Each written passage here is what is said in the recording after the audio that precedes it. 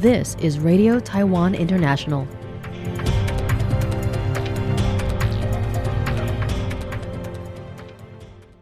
Welcome to the news on Radio Taiwan International. I'm Amber Hatfield, coming to you from Taipei, Taiwan.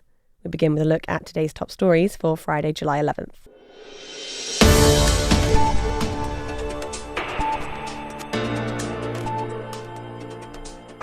Legislative shutdown looms over Taiwan's US tariff response bill.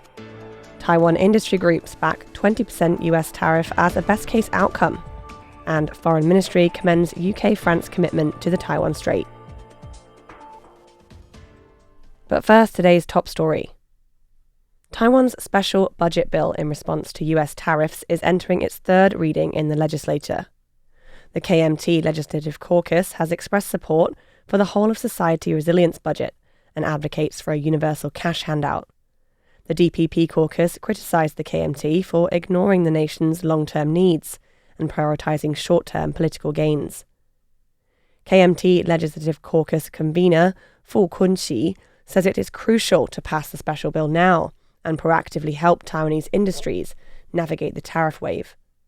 He says the KMT supports the 150 billion NT dollar resilience allocation and is pushing for a 10,000 NT cash handout for citizens, but firmly opposes the $100 billion Taiwan Power Company subsidy, citing the company's unresolved financial issues.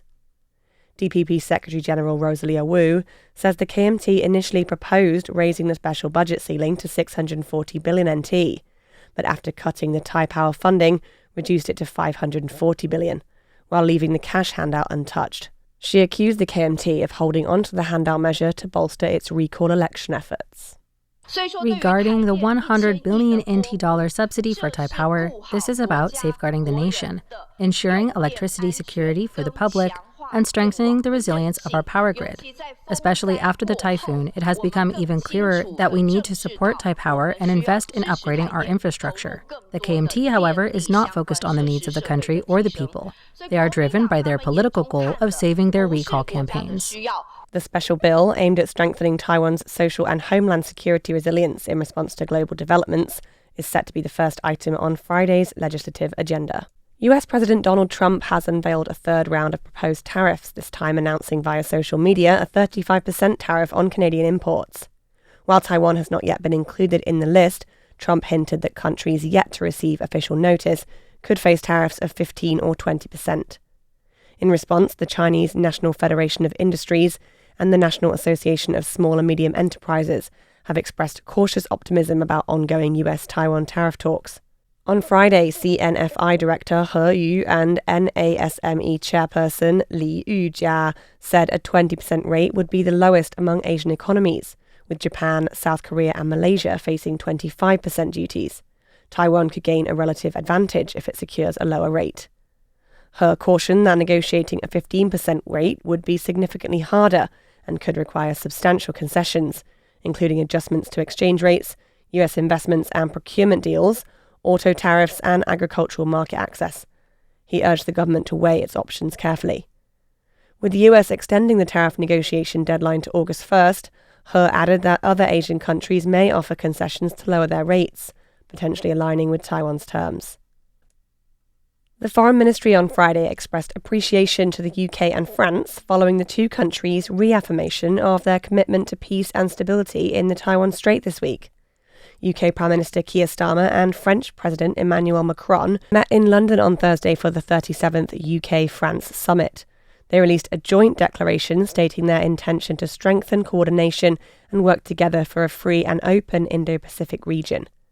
The leaders also reiterated their commitment to peace and stability on the Korean Peninsula, in the South China Sea, the East China Sea and the Taiwan Strait, calling for the peaceful resolution of cross-strait issues.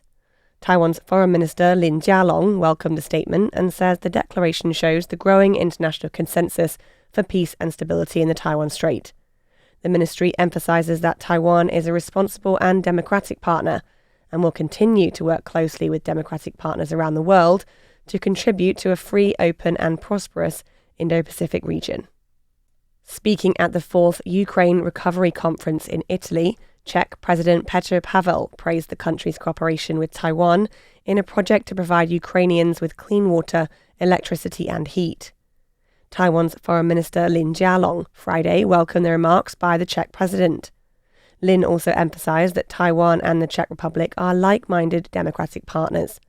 Lin says Taiwan will continue to work with European countries, such as the Czech Republic, to promote Ukraine's humanitarian aid, as well as to demonstrate the shared commitment to democracy, freedom, human rights and peace.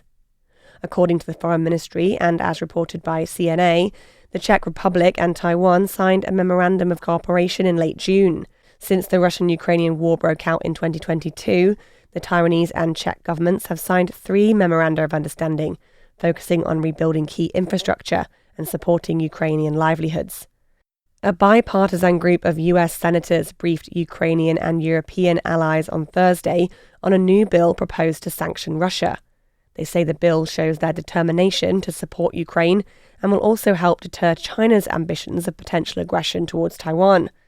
According to the Associated Press, the bill, jointly supported by Republican Senator Lindsey Graham and Democratic Senator Richard Blumenthal, requires a 500% tariff on countries that continue to purchase Russian oil, natural gas, uranium and other export products, mainly targeting China and India. These countries currently account for around 70% of Russia's energy trade and fund most of Russia's war expenses. In an interview with the AP in Rome, Graham and Blumenthal said they hope to submit the bill to the Senate for a vote before the August recess. They say they are confident that this legislation will give US President Donald Trump the tools and flexibility he needs to force Russian President Vladimir Putin to end the war through negotiations. Graham says the US is not going to play whack-a-mole with Russia anymore, but instead that they will go after their client base. While Blumenthal says this strategy is a real turning point and a statement to President Putin that they are going to hit where it hurts. President Lai Ching-te on Friday visited the National Sports Training Center in Kaohsiung to present the national flag to the Taiwanese delegation heading to the 2025 Rhine-Ruhr World University Games in Germany. The 32nd Summer World University Games will take place from July 16th to 27th. Taiwan is sending 196 athletes to compete in 15 sports, including athletics, badminton, swimming, archery, basketball, fencing, judo, table tennis, taekwondo and volleyball. The full delegation totals 246 members, with departures beginning July 12th. The World University Games gymnastics team has a new face. 2 of them actually, and coaches hope the talent from home and overseas will improve Taiwan's chances on the international stage. My name's Tanya Paulson, or Rayan. Meet Tanya Paulson, one of the new faces of Taiwan's World University Games gymnastics teams. A decorated Swiss-Taiwanese gymnast, Paulson has already won praise and medals competing for Sweden, her and her father's country. However, in 2024, she decided to switch her nationality to Taiwan, her mother's home. I've competed for the Swedish national team since I was 12 years old, so for a very long time, and we've had some problems in the federation, and also my mom is from Taiwan. She's 100% Taiwanese, so I would just feel very proud to represent her country and my heritage. Paulson often visited Taiwan during her summer breaks before she decided to switch national representation.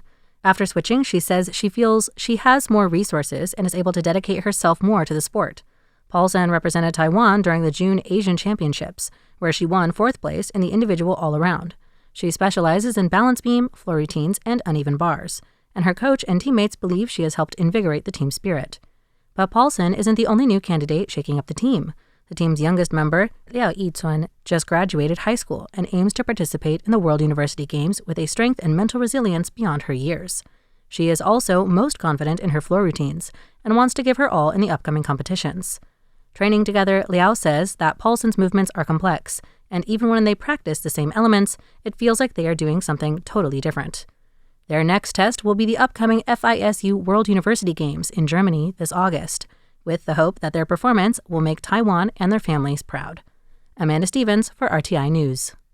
Thanks for joining me for the news. I'm Amber Hatfield. Stay tuned for another 50 minutes of English language features brought to you by Radio Taiwan International.